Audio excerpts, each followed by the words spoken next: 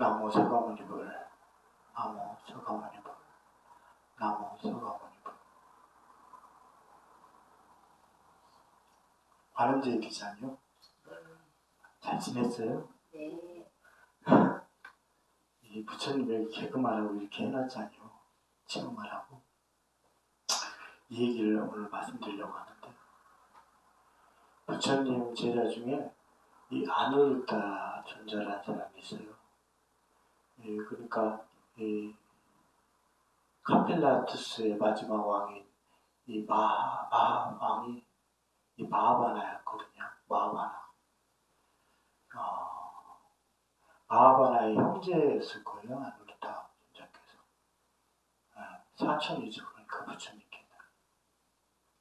근데 워낙 젊고 또 잘생겼어요. 워낙 잘생겼고. 그러니까 부처님 때도 그런 분들이 인기가 좋았나 봐요. 잘생기고 봐야 돼. 네. 그래서 내가 인기가 없나 봐요. 똑같은 반증이래. 그래서 아누르타 존자에게 신도분들이 황금 빛깔의 가사를 올렸어요. 황금색 가사를. 근데 부처님 곁에서 입고 나타난 거죠. 황금빛 가사를. 부처님께서 속된 말로 농담이에요. 이거는 뭐 이런 투로 얘기했겠어요.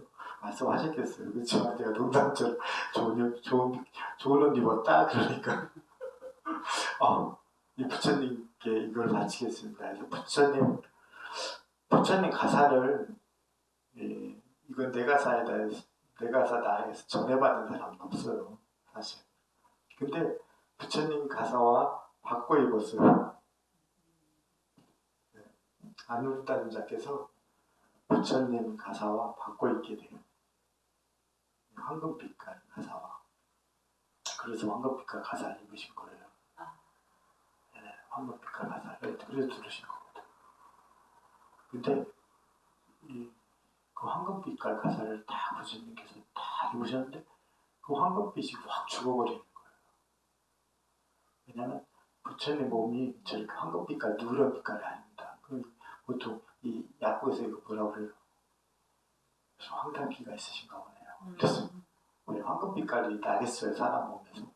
사람 몸에서 황금빛깔이 안 나지. 몸이 뽀얗고 투명하게 너무 밝게 윤이 나고 광채가 나서 이 황금빛깔이 죽어버려요. 가사옷이. 그러니까 아누르타 존자께서 그걸 보고 신기하잖아요. 몇 두는 거예요. 부처님께. 그때가 이제 부처님께서 인멸에 드실 때가 가까웠기 때문에 그래서 열애가 이렇게 이 몸에 맑고 투명하게 빛날 때가 두 번이 있어요. 그게 언제냐면 처음으로 정각을 이루었을 때, 부처가 되었을 때 몸이 맑고 투명하게 이렇게 광채가 나고 빛이 나죠. 그리고 인멸에 드실 때가 다가왔을 때. 그래가지고 그 황금빛깔 옷이 빛을 잃어버리는 거거든요. 그래서 부처님은 원래 저렇게 노랗게 황달기가 있지 않다. 피부가 뽀얗고 맑으시고 그렇게 그렇다. 그래서 우리가 사람들이 잘못 알고 있죠. 그 비슷한 사례 중에 이거 있는 것 같아요. 이제 최완수 씨라고 알아나 모르겠어요. 최완수. 예전에 간송미술관장을 했었어요. 최완수 씨가. 그리고 서울대 석좌 교수죠. 석좌 교수 생활도 했죠. 최완수 씨가 예산 사람이거든요. 예산 사람. 보덕사란 절에 갔단 말이에요. 15살 때. 보덕사란 절에 갔는데 부처님이 지금처럼 머리가 뽀글뽀글한 거예요. 이해가 안 가는 거예요. 스님들은 다 머리를 상관했는데 부처님 왜 저렇게 머리가 뽀글뽀글할까? 그래서 물어본 거죠. 스님한테 가서. 근데 그 비구니 스님한테 대답을 못하는 거예요. 그래서 아마 나무 밑에서 조금 오래 있었기 때문에 떨어져서 이렇게 뽀글뽀글하지 않을까 이런 식으로 대답하더래요. 근데 그 최한수 씨도 그렇지만 저도 그래요. 저도 그렇지만 저 논리적이지 않은 건 못 받아들입니다. 논리적이지 않은 거. 아무리 봐도 이해가 안 가거든요. 말이 안 되는 소리거든. 직접 이렇게 자기가 불교 미술을 전공했다는 거 아니에요. 불교사를 전공했다는 거 아니에요. 그때 당시에는 그 불교가 좀 미개한 학문처럼 여겨졌거든요. 왜냐하면 우리나라가 6.25 전쟁이 막 끝나고 뭐하고 이럴 때 미국에 지원을 받다 보니까 미국에도 종교가 기독교잖아요. 그 기독교가 미국에 등을 타고 우리나라에 들어왔기 때문에 기독교는 선진 학문이고 불교는 미개한 학문이다. 이런 인식이 퍼지던 때였거든요. 친구들도 왜 불교를 선택했느냐 이렇게 얘기했다고 그래요. 그래서 이렇게 직접 하다 보니까 알게 된 거죠. 부처님의 종족인 샤카족은 이 아리안계인데 곱슬머리예요. 곱슬머리이고 그리고 또 부처님은 붓다이기 때문에 삭발을 하지 않으셨어요. 그러니까 머리를 이렇게 동여맸겠죠. 우유로. 그게 오늘날 뭔가 공부가 많이 되면 이 머리 정수리가 튀어나온다 하는 욕두가 돼버린 거예요. 왜 그걸 이해하지 못하기 때문에 욕두가 생겨버린 거예요. 욕계라고 하죠. 욕계. 욕계가 생겨버린 거예요. 그걸 이해하지 못하니까. 그걸 이해하지 못하는 사람들이 야 공부를 많이 하면 저렇게 되나 보다. 머리가 튀어나오나 보다. 이마가 여기가 튀어나온다. 이렇게 얘기하는 거예요. 하여튼 그 얘기가 생각이 나네요. 불교는 제가 이 절에 있는 이상 내가 또 스님으로 살아가는 이상 제가 잘 살지 못하더라도 최소한 전해줄 말은 있어요. 전하고 싶은 말은. 불교는 굉장히 힘들어요. 사실 힘들어요. 그건 당연한 거예요. 왜 힘들어요? 불교는 부처님께서 항상하지 못한 것에 대한 고통을 느끼고 출가를 했죠. 항상하지 못한 것에 대한. 그래가지고 붓다가 되어서 세상을 오온, 색소상행식이라고 규정해버렸단 말이에요. 예? 색, 물질로부터 비춰진 모든 것, 그리고 그것에 대한 느낌, 생각, 행동, 의식, 이 5가지 색소상행식을 세상이라고 얘기했단 말이에요. 그 세상은 고이고 무상이고 무아이다 라고 말씀하신 거란 말이에요. 예. 불교는 그래서 어려울 수밖에 없어요. 부처님께 질문하고 싶은 그 45년 동안 부처님뿐만 아니라 부처님 가르침만 경전이 아니죠. 그 당시에 사리푸트라 존자나 마우드 갈리아나 존자나 다른 이 위대한 천재 아라한들이 있었단 말이에요. 그분들께 여쭙는 것이 다 경전이 된단 말이에요. 그렇기 때문에 부처님의 사리타만 있는 게 아니잖아요. 인도에 가면 부처님 다음으로 정말 뛰어난 스승이었던 이 사리푸트라 존자의 스투파가 사리탑이 아주 커다랗게 세워져 있단 말이에요. 그때 당시. 그리고 그 인멸한 장소를 기리고 있단 말이에요. 나란다 사원으로 기리고 있단 말이에요. 사리푸트라 존자의 인멸을 기린단 말이에요. 부처님뿐만 아니라. 하여튼 이 45년 동안 이 세상에 대한 모든 고뇌, 이 세상에 대한 규명을 물어봤단 말이에요. 여쭤봤단 말이에요.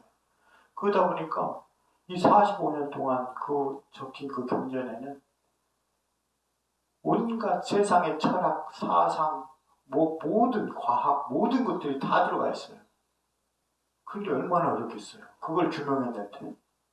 이것은 이것이다. 이것에는 몇 가지가 있고 이것은 이렇고 이것의 근원은 무엇이고 이것을 타파하기 위해서는 어떻게 해야 된다. 라고 이렇게 구체적으로 적어놨는데 얼마나 힘들겠어요. 그 경전이. 그러니까 불교는 무지하게 힘듭니다.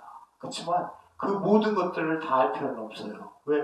우리는 학문을 하는 사람이 아니기 때문에. 우리가 궁금증이 있고 불교에 대해서 잘 모른다 싶으면 직접 찾아봐야 되겠지만 우리가 모든 것을 다 알 필요는 없어요.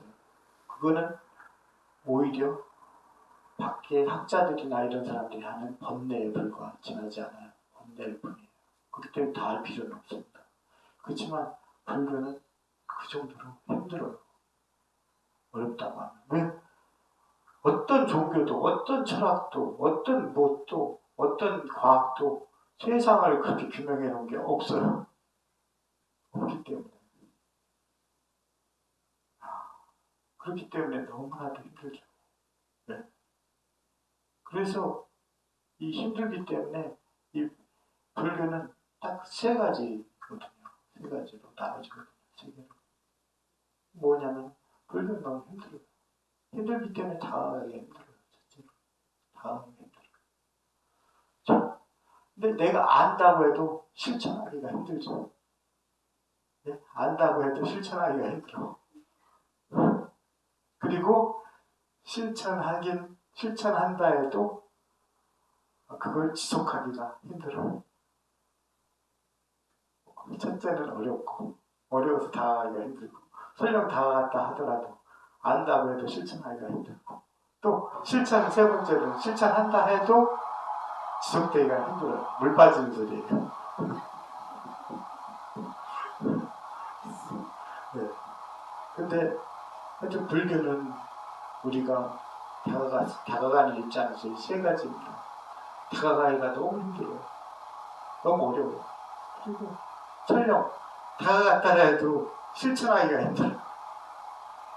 그리고 또 실천했다 하더라도 지속하기가 힘들어요. 그렇죠. 그래서 많은 배웠다고 하는 분들도 오히려 자신의 수렁 속에 갇히기가 쉬워요. 우리나라에 불교를 공부 많이 했다고 하는 그 많은 사람들이 있을 겁니다. 스님이든 누구든 일반인이든 물론 경전을 번역한 사람들까지 따지면 그 사람들이 얼마나 많은 걸 알겠습니까?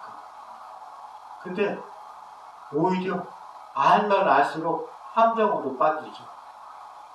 자신의 함정에 빠져들어요. 나는 알고 있다라는 그 착각 때문에 고지시켜지죠. 그런 사람들은. 그래서 나이 들면 고지시켜지는 거거든요. 내가 많이 다 살아봤거든, 세상. 내가 다 살아봤거든. 그렇기 때문에 고지시켜지는 종족들, 사람들. 그런 것처럼 오히려 우리가 지식으로서 불교를 다가가려고 하면 이렇게 고지시켜지고 아무런 진전은 없습니다. 그리고 그 안다는 것은 아무런 필요가 없어지는 거예요. 내 고지식 때문에, 고지식하는 것 때문에. 내가 아는 것일지라도 설령 아무 의미가 없어지는 거죠. 그게 오히려 나에게 장애가 되죠. 그렇기 때문에 굳이 모든 걸 다 알려고 할 필요는 없어요. 하지만 내가 불교가 무엇일까라고 하는 생각이 일어날 때는 다가가려고 해야죠. 그리고 그것을 안 이상은 실천하려고 해야 되고, 실천한 이상 그걸 지속시키려고 해야죠. 그것은 세상 상황과 마찬가지예요. 우리가 결혼 생활을 하고 자식을 낳고 이렇게 삶을 살아가잖아요. 근데 내가 결혼을 할 때는 내가 사랑했던 사람이라면 그 사랑을 지속시키려고 해야 되고, 그 결과물을 내가 꾸준히 보존하려고 해야 되고, 그런 것들이 같이 잇따라야 되는 거죠. 그것이 잠깐일 뿐이면 그거는 의미가 퇴색되어지잖아요. 이런 것처럼 이 불교가 어떻다라는 것을 제가 여기에 주지를 있는 이상은 여기에 절에 다니시는 분들은 꼭 한 번씩 생각하도록 계속 얘기해주고 싶어요. 내가 불교대학을 하거나 이렇게 법회를 하거나 이러잖아요. 그럼 같은 용어를 10번, 1000번을 얘기합니다. 그렇게 안 하면 사람들이 까먹어요. 계속 까먹어요. 또 까먹고, 얘기도 까먹고. 아무런 의미가 없어져요. 기억에는 얼핏 날 것 같아요. 근데 무슨 얘기인지 모르겠어. 그날 내 얘기가 너무 좋았어. 근데 무슨 얘기했지? 몰라. 이렇듯이 너무 쉽게 까먹어요. 정말 이 불교의 기본이 되는 오온, 삼법인을 절에 다니는 99% 이상의 사람들이 모릅니다. 기본이거든요. 절에 다니는 기본이에요, 사람의. 기본으로 알아야 돼요, 절에 다니는 사람들이. 근데 그걸 99%가 몰라요. 최소 99% 이상. 그리고 99.9% 이상이 그 의미를 모릅니다. 그 의미를 몰라. 애옥은 있어. 근데 이게 뭐야? 오온이라는 건 알아요. 근데 오온이 뭘 얘기한 건지 몰라요. 오온이 뭘 얘기한 건지 몰라. 그 뜻만, 아, 그래, 색은 물질. 뭐 이렇게, 이런 식으로 많이 생각을 해요. 왜 이 오온, 물질, 느낌, 생각, 그리고 지어감, 그리고 의식, 이런 것들이 뭘 얘기하기 위해서 오온이라고 한 건지 몰라. 이 세상이 오온의 무덤이다. 이걸 알아야 됩니다. 그것을 부처님께서 고무상 무아인 것이다 라고 얘기한 거거든요. 그걸 모르기 때문에 고무상 적정 이런 식으로 얘기하는 거예요. 이게 무슨 의미인지 모르기 때문에 사법을 그렇게 얘기하는 거예요. 그걸 모르기 때문에 오온을 규정한 것이 사법이라는 걸 모르기 때문에 그렇게 얘기하는 거예요. 그러니 그 용어로서만 외우는 거예요. 사법인의 개체로서만 외우는 거예요. 이게 뭘 얘기하는지 모르고 오온의 개체로서만 이해하는 거야. 이게 뭘 얘기하는지 모르고. 그래서 불교에 절을 다닌다는 사람은 최소한 이건 알아야 된다. 부처님께서는 무상, 항상하지 않은 것으로 인해서 고통을 느낀 거예요. 네? 근데 세상의 모든 것은 항상하지 않아요. 그렇기 때문에 나는 끝없이 고통을 받을 수밖에 없어요. 그걸 해결하고자 출발하신 거고 그걸 통해서 깨달음을 이뤘고 그래서 부처님이 세상을 오온, 다섯 무덕이라고 얘기하셨고 그 다섯 무덕이는 고무상 무아이다 라고 말씀하신 거거든요. 이 기본은 다른 것들은 그것을 내가 불교에 대한 간증을 느낄 때 더 알 수 있지만 이 기본은 알아야 됩니다. 이 기본을 알지 못하면 불교에 아직 들어가지 못한 거예요. 설령 승복을 입고 있는 저조차도 그 기본을 모르면 이거 태워버려야 돼. 가사 태워버려야 돼. 뭐 하러 입고 있어. 불교를 모르는데. 그건 알아야 돼. 이게 기본이에요. 기본. 이거는 불교의 갈증을 떠나서 기본적으로 다 알고 있어야 됩니다. 그래야 이 법당에서도 바른 기도가 되고 내가 뭔 기도를 하든 뭘 하든 수행을 하든 이게 바른 수행이 되고 바른 기도가 되고 바른 불자가 되고 바른 스님이 될 수가 있어요. 그렇지 않으면 절대 다가갈 수 없다. 아, 불교는 힘들다. 그래서 다가가기가 힘들고 또 다가갔더라도 지속되기가 힘들고 실천하기가 힘들고 실천하더라도 그걸 지속하기가 힘들다. 여튼 이 불교에 대해서 그래서 최소한 그것에 대해서만큼은 내 것이 되도록 생각을 해야 됩니다. 그래서 불교가 다른 종교하고 다른 겁니다. 왜? 부처님께서 말씀하시거든요. 너희들은 나를 존경하는 마음으로서 나의 가르침을 받아들이지 말고 너희들 스스로가 생각해서 받아들여라. 이것이 논리적인지 아닌지 생각해서 받아들여라. 제발 좀. 아무 생각 없이. 그래서 불교가 다른 거예요. 다른 종교처럼 맹목적으로 이거 믿어. 이건 이래라고 하지 않기 때문에. 니들 스스로가 생각해서 이것이 옳으면 받아들여라. 옳지 못하다면 불교는 없는 거죠. 옳지 못하는 불교는 없는 거예요. 그렇기 때문에 불교가 여타에 따른 이 미신적인 종교와 다른 겁니다. 그걸 명확히 해야 됩니다. 부처님의 가르침이 어려운 것만 세상 사람들이 만나면 뭐 부처님께서 무슨 철학자도 아니고 뭣도 아니고 과학자도 아니고 그런 어려운 얘기를 하시려고 하는 게 아닙니다. 이 세상의 실체, 이 삶의 실체, 그 모든 것을 올곧게 알려주시려고 한 거기 때문에 이 기본은 명확히 알아야 됩니다. 다시 말씀드리지만 세상에 항상 것은 아무것도 없다. 그렇기 때문에 우리는 고통을 유발하게 됩니다. 그 고통을 해결하기 위해서 부처님께서 출발하신 거고 부처님께서 깨달음을 이루시고 세상은 다섯 무더기를 이루었다라고 말씀하셨고 그것은 바로 무상 무아인 것이다 라고 말씀하시고 그걸 꼭 유념해야 된다. 그래서 우리가 시간이 나면 괜히 헛짓거리나 딴 거 하지 말고 그거에 대해서 한번 찬연해 봐야 돼요. 왜 오온인가? 왜 속문인가? 그걸 생각해 봐야 된다. 저희 은사 스님 할아버지 지금 저를 부르네요. 저 방에서. 그죠? 저희 은사 스님 목소리거든. 우리 은사 스님이 57세에 돌아가셨는데 이제 저도 몇 년 안 남았습니다. 2년 남았어요. 2년 남았습니다. 사람은 몰라요. 언제 갈지 모르는 거거든요. 근데